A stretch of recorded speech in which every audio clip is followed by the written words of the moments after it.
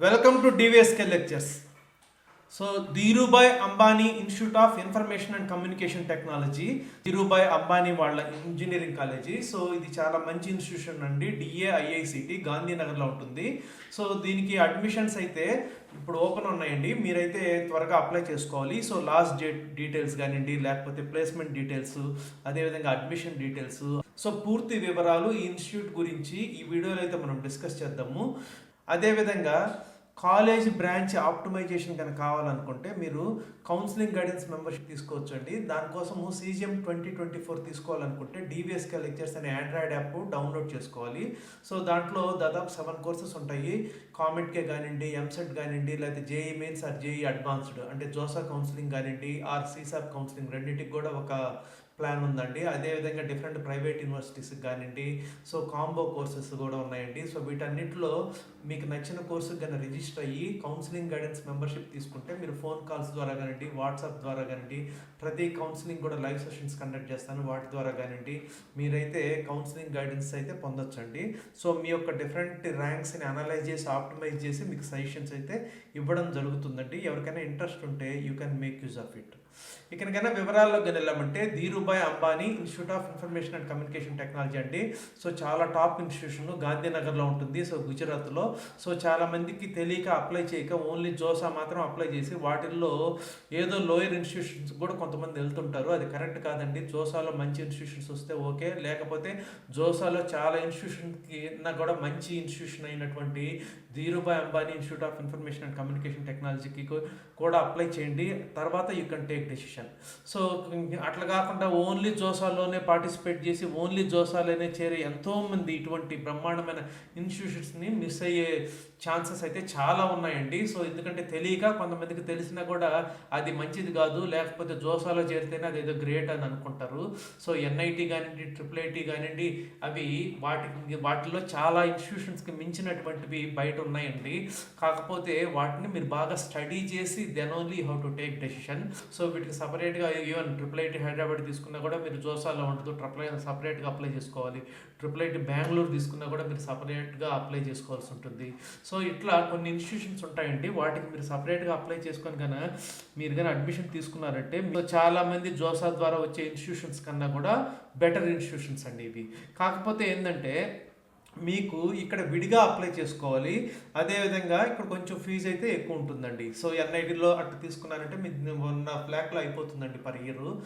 Around 1.5 lakh ఉంటుంది per year. But ఇవి మాత్రము 3 lakhs ఉంటుంది. యాక్చువల్గా Dhirubhai Ambani tuition fee last year 1,02,000 అండి సెమిస్టర్కి. ఈ ఇయర్ దాన్ని కూడా 1,50,000కి పెంచారు. ఎందుకంటే ఇవి బెటర్ క్వాలిటీ ఇస్తున్నప్పుడు ఆబ్వియస్లీ స్టూడెంట్స్ స్ట్రెంగ్త్ కూడా తక్కువ ఉంటుంది కాబట్టి ఫీజు అనేది ఇయర్ బై ఇయర్ పెంచుతూ ఉంటారండి. సో వీటి యొక్క ప్లేస్మెంట్స్ డీటెయిల్స్ వస్తే సో 2023 బ్యాచ్కి వచ్చేకి highest package 82 lakhs per annum అండి. Medium salary 20.25 lakhs per annum అండి. సో మీడియం శాలరీ 20 lakhs అంటే ఇదైతే చిన్న విషయం అయితే కాదండి.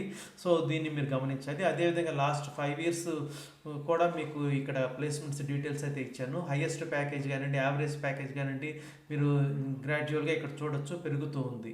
సో అదేవిధంగా సీట్స్ విషయానికి కనిస్తే ఆల్ ఇండియా కేటగిరీ అని ఇవన్నీ కూడా JEE మెయిన్స్ ద్వారా ఇస్తారండి. సో గుజరాత్ కేటగిరీ అని ఇది మాత్రము గుజరాత్ వాళ్ళు మన ఎంసెట్ కౌన్సిలింగ్ ఎలా ఉంటుందో అట్లా కొన్ని సీట్స్ గుజరాత్ వాళ్ళు పెట్టే కౌన్సిలింగ్ ద్వారా అడ్మిషన్స్ తీసుకుంటారండి. ఇంకా NRI and foreign national category కింద కొన్ని సీట్స్ అయితే ఉంటాయి. సో మీరు అడ్మిషన్ తీసుకోవాలంటే ఇప్పుడు ఆల్ ఇండియా కేటగిరీ గురించి మనం మాట్లాడుతున్నామండి. దీనికి JEE మెయిన్స్ ద్వారా అడ్మిషన్ అయితే ఇస్తారు. సో డేట్ ఆఫ్ బర్త్ వచ్చేకి 1/10/1999 తర్వాత ఉండాలండి మీ డేట్ ఆఫ్ బర్త్. ఏ బ్రాంచెస్ ఉన్నాయి ఆల్ ఇండియా కేటగిరీలో ఎన్ని సీట్స్ ఉన్నాయంటే సో మొత్తము 225 సీట్స్ ఉన్నాయండి ఆల్ ఇండియా కేటగిరీలో. దాంట్లో BTech information and communication technology అయితే 131 ఉన్నాయి. BTech honours in ICT with minor in computational science అయితే 47 ఉన్నాయి. బీటెక్ మ్యాథమెటిక్స్ అండ్ కంప్యూటింగ్ అయితే 26 ఉన్నాయి. BTech electronics and VLSI design అయితే 21 ఉన్నాయండి. సో ఇది లాస్ట్ ఇయర్ పెట్టారు, but it is very good branch అండి. సో ఎందుకంటే కొత్తగా పెట్టారు అనే దానివల్ల కొంచెం మీకు దొరికితే దొరకచ్చండి.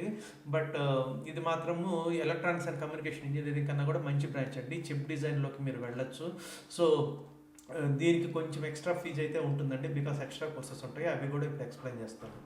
సో ఇకన మీకు ఆల్ ఇండియా కేటగిరీ స్టూడెంట్స్కి 1200 రూపీస్ అండ్ అప్లికేషన్ ఫీ.